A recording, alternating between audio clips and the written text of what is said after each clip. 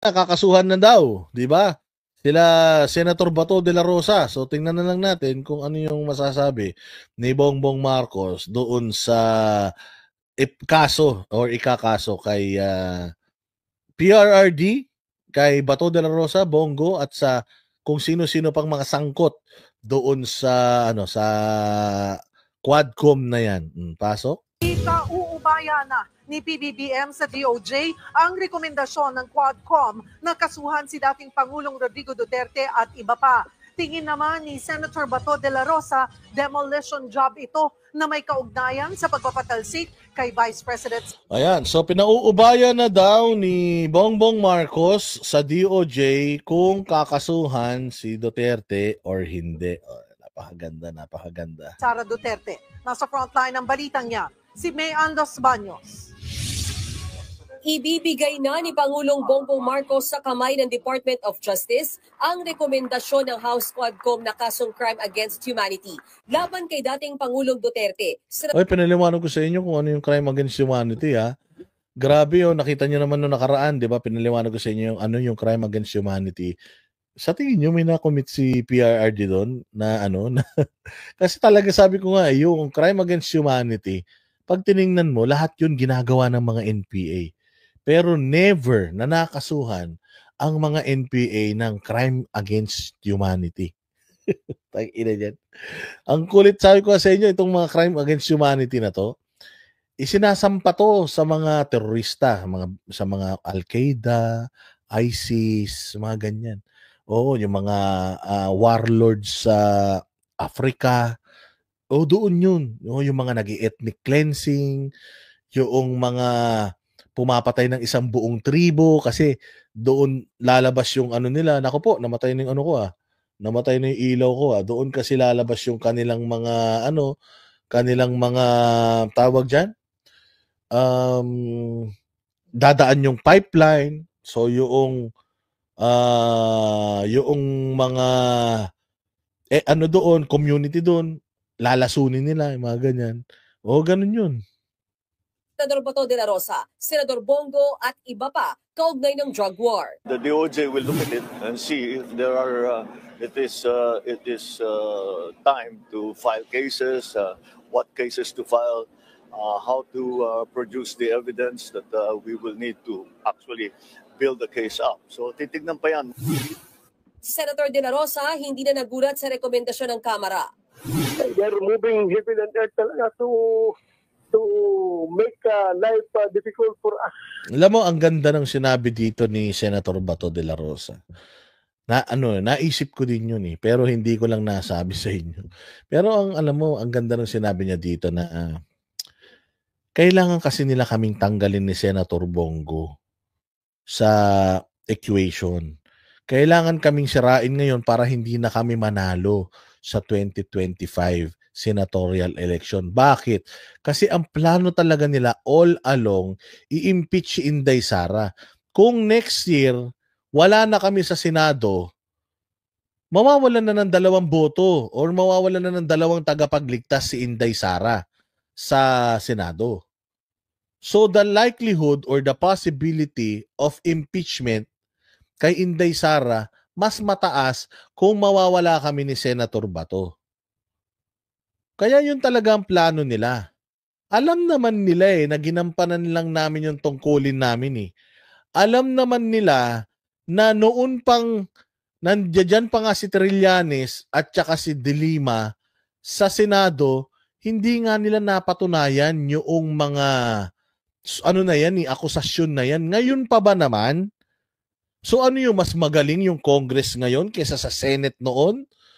Na nandiyan sila Drilon, sila si Dick Gordon, nandiyan si Trillanes, nandiyan yung mga magagaling na mga senador noong mga panahon noon. Mas mas magaling kaysa sa Congress ngayon kasi lahat ng mga binibintang nila sa mga Duterte, yung ebidensya na ginagamit nila ngayon, ginamit na yan nung hearing sa Senado nung PNP chief pa si Bato Parehas lang yung mga sumbong yung mga sumbong neto ni Trillanes, parehas lang. Meron pa ngang Bikoy noon na hindi na nila kakampi yung Bikoy ngayon eh.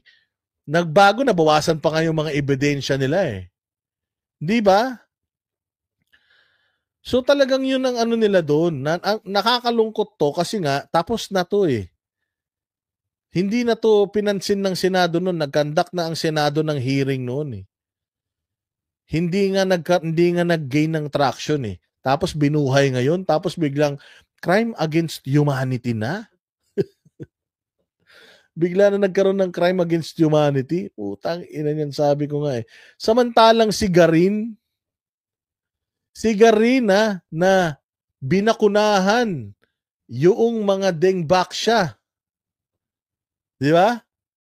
Binakunahan yung mga yung mga bata ng Dengbaksya ng daming namatay. Yun ang crime against humanity. Di ba? Taki mo, kawawa yung mga bata nun. So, ang kawawa ng mga bata, mantaki mo, inanuhan nila, sinaksakan mo ng lason, tapos ang kakasuhan ng crime against humanity, si Duterte at ito sila Bato de la Rosa. Yun naman talaga yung gawin nila, kanilang pakay. Yung talagang i-demolish ang Duterte at kanyang mga kalyado. Sige lang, harapin natin yan pag i-file na ng DOJ yung kaso niya. Harapin natin yan. Sa tingin din ni De La Rosa, gusto daw gibain ng ilang kongresista ang kandidatura nila ni Senator Bongo sa bilang Pilipino 2025. Posibleng may kinalaman din daw ito sa impeachment ni VP Sara Duterte. Kapag kaming dalawa ni Senator Bongo ay hindi mananalo next year dahil na-demolish kami, ang gusto ngayon, wala nang harang dito sa Senado sa impeachment nila na gagawin kay VP Sara. So yun na, tuloy-tuloy na sila. Kanila ng mundo. Nagtataka naman daw si Senator Bongo sa Quadcom dahil una na nitong sinabi na huwag idamay ang walang kinalaman. Pero tila lahat daw ng nabanggit sa hearing kahit sabi-sabi at walang katibayan, dinamay na raw sa rekomendasyong kasuhan. Tulad ni De La Rosa, haharapin din daw ni Senator Go ang alegasyon pag naisampa ito sa korte. Ayon naman sa anak ng dating Pangulo na si Davao Congressman Paulo Duterte, kung talagang seryoso ang Kamara na imbestigahan ang paglaganap ng iligal na droga sa bansa, dapat simulan nila sa watchlist ng PIDEA noong Duterte administration. Tama, kasi ang daming mga nakalista daw doon sa watchlist or drug list na yon na nasa Congress ngayon, kamag-anak ng mga nasa Congress ngayon. Yung iba kapatid pa ng mga chairman, ng mga committee chairman ng mga komite. Oo, kung talagang seryoso sila sa pagsawata ng droga, hindi lang nila basta babanatan yung mga Duterte dahil sa ganito, sa ganyan. Kasi nagtrabaho talaga yung mga Duterte at alam nyo sa sarili nyo yan. Lahat ng mga Pilipino, if you're gonna ask them, ano ang gusto mong nagawa ng Duterte sa bayang Pilipinas? Iisa yung unang-unang sagot nila, pare-parehas. Pare-parehas. Ano yun? Naubos yung adik. Naubos yung adik. Magpulso kayo. Ano ang nagustuhan nyo sa ginawa ni PRRD nung panahon? Naubos yung adik. Number 1, pare-parehas yan. Sa 10 makakausap mo, 10 yung magsasabi sa'yo niyan. Kahit na yung mga galit kay Duterte, kahit na yung mga ayaw kay Duterte, ramdam nila na naubos talaga yung mga adik sa mga lugar nila. Kaya sabi nga ni Pulong, kung talagang seryoso kayo, imbestigahan nyo mga sarili nyo. Kasi may mga kamag-anak kayo nandiyan sa drug list. May mga kapatid kayo na nasa drug watch list or nasa drug list ng PIDEA. Imbestigahan nyo din. Or baka ayaw nyo lang na maimbestigahan kayo kaya nauuna na kayong mag-imbestiga. Kasama raw sa nasabing listahan ng ilang kaanak ng mga mambabatas. Lilinisin din daw niya ang kanyang pangalan dahil kumpiyansa raw si Duterte na lalabas. Again na matagal na yung ito si Manscarpio, tsaka ito, Davao Group, nagpalusot daw ng droga sa custom. Sabi ko nga sa inyo for the longest time. Si Trillanes pa mismo, sinabi pa na triad ito, wala naman palang tattoo sa likod na dragon. Palpak na nga yung dating investigasyon ng Senado, itinuloy ng Kongreso na kahit palpak na, ito pa rin yung rekomendasyon nila. So sabi ko nga sa inyo, naiintindihan ko kung bayad sila. Ang hindi ko maiintindihan kung ginawa nila 'to dahil sa pagmamahal nila sa bayan kasi alam kong hindi totoo 'yan. Alam kong hindi totoo. Na walang basihan ng mga akusasyon laban sa kanya. Ayon naman sa DOJ, pag-aaralan nila ang rekomendasyon ng Quadcom. Maging si dating Pangulong Duterte, posible raw ipasabpina. Iko-consolidate po natin yan kasama nung bagong committee report ng Quadcom. Well, alam naman natin na magpupush through yan. Alam naman natin na mga kaso na yan will really push through. Kasi done deal na yan. Kaya nga ginawa ng Congress yan for this purpose eh. Para makontrol ang mga Duterte. At somewhat siguro, nag-expect sila na ang mga Duterte makikipag-deal sa kanila. Sige na, wag nyo na ituloy yung kaso. Wag nyo na ituloy yung kaso sa amin. Makikipag-cooperate na kami sa inyo. Hindi na kami magsasalita, hindi na kami iimik. Kahit magnakaw kayo na magnakaw. Siguro ganun yung plano nila, ganun yung gusto nilang mangyari. That is why ginagawa nila ito. Because they really cannot control the Dutertes if they don't have anything against them. Kung wala silang pinangahawakan sa mga Duterte na to, it really is so hard to hold or at least maging kasabwat ng mga Duterte kasi hindi sila mabayaran eh. So anong gagawin mo? Tambakan natin ang kaso, baka sakali lumambot ang mga yan at kausapin tayo na sige na, itigil nyo na yan, kaso-kaso na yan. Makikipag-cooperate, mananahimik na lang kami. Hindi na kami imik. Pati yung mga DDS supporters namin, kakausapin na rin namin na wag nang bumatikos sa inyo para makapagnakaw na lang kayo na makapagnakaw sa gobyerno. Baka yun yung inaakala nila pero mali. Hindi kayo darating dyan sa punto na yan.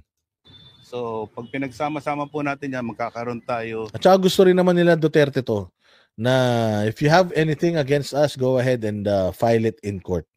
Diyan kami sasagot. Hindi dito sa moro-morong Quadcom. Ng evaluation at we will have a follow-up investigation and additional As chilling effect kasi talaga ang nito na kahit sinong kumalaban sa gobyerno, kay sikat, kay hindi, patay kayo sa amin. Maliligo kayo ng kaso sa amin. Duterte nga, kinasuhan namin kayo pa kayang mga maliliit na tao. Ganon ang gusto nilang i-imply dito sa mga nangyayari na ito. Subpoenas to determine whether this crime of IHL, International Humanitarian Law, or crimes against humanity was really committed. Nagbabalita mula sa frontline. Ayan. So, yun ang nila. Siguro, akala nila the Dutertes will fold. Akala nila itong mga Dutertes will parang luluhod sa kanila. Akala siguro nila itong mga Duterte itong mga Duterte ay basta-basta na lang susuko sa kanila. Hindi po ganoon mga bossing.